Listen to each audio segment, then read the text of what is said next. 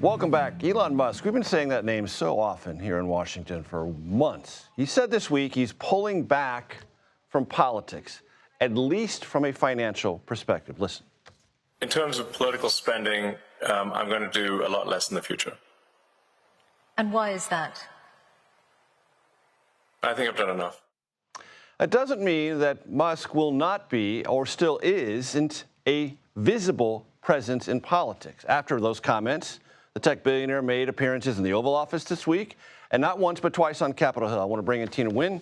She's a senior reporter for The Verge. What is Elon Musk and the Doge of it all after this enormous attention that I think we all justifiably placed on the world's richest man being so close to the President of the United States and unveiling and unleashing this effort to reduce federal spending and the scope and size of the federal workforce? I think it's going to have a huge reverberating impact both on the Trump administration, the federal government at large for sure, but the Trump administration as well. There was an Atlantic article that came out this week that detailed these screaming matches inside the White House between Elon and the rest of the administration. Apparently, Marco Rubio, Secretary of State, got so heated by it that Trump started respecting him for the first time. But the idea that Elon is impeding on everyone else's territory, preventing them from implementing their agenda, and more importantly, preventing Trump's populist allies from doing whatever it is they want to do is a big power tussle, as it were. So you're definitely going to have a lot of resentment from the administration and the people who remained in the administration against the Doge implants, but it's not like Elon didn't come in there and take what he wanted, which was access to these government data frames, all of these infrastructure, all of this personal information about Americans. Like, that is the big thing he ultimately wanted. Right. And when we think about the achieved savings so far, the idea initially, their words, not mine, not yours, $2 trillion, then $1 trillion. Advertised on the Doge X account, it's $160 billion. What's been verified so far, near as I can tell, is something between $2 billion and $8 billion. How should we evaluate that? Is that sweeping? Is that super important? Or is that just the beginning of things?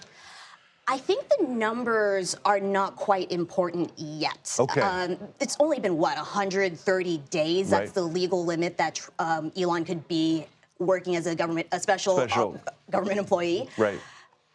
What you're going to want to hear from them is like what the cumulative number is over time. Right now, you can't really adequately say, okay, here's what is cut at this moment. You know, costs balloon over time, costs disappear over time. And ultimately what you're not looking for is a hard number, but like, is government going to be effective? What happens when government is not effective? Is the government not effective here on purpose? That's ultimately the real impact of Doge. I want to play for you sound with an interview that Elon gave to CNBC this week with David Faber about criticism or conversation about the overall cumulative effect, large or small, of Doge. Let's listen. You're about efficiency. I mean, that would take an act of Congress, obviously, to really make changes of the significance I'm talking about. First of all, so I think in our opinion, we've created a $160 billion delta, FY25 to FY26, very significant. We are advisors. We're not kings here. I get it. So why are you attacking this, given that we've made so much progress? You mean the we, not me. Okay. Not me. I'm not attacking. I'm just asking questions. Yeah. So 160 billion, not verified, aspirational possibly, but this idea that we're not kings, going back to our earlier conversation, some of the administration thought he was trying to roll like a king. I mean, when you're a Silicon Valley billionaire who is the richest man in the world and has what my colleagues call like a reality distortion field around him, when you're a person who literally has memed the value of Tesla into the stratosphere and become the richest man in the world just because you have a giant fan base, of course you're going to think you're a king, and of course you're going to think that the government is going to fall down to whatever it is you want.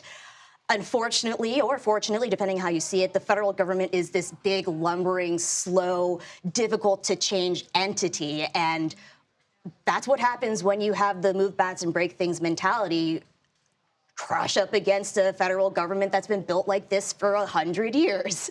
And as you said, Tina, the thing to watch, not just today, but 2 months from now, 6 months from now, 12 months from now, what did Elon learn and gain from all the access to all the data and all the government databases? And I honestly think that it will be a lot more interesting to track the data aspect of it rather than just the money aspect of it.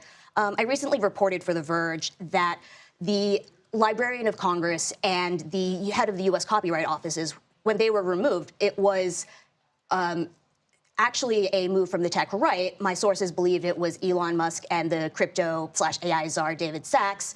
And what they saw was this opportunity for them to come in, take all of the copyrighted information that is available in the Library of Congress and start feeding it into their AI. Keep an eye on Absolutely, that. And we will. And we'll bring you back when you have more fresh reporting on that, Tina Nguyen. Thank you so much. I really appreciate it.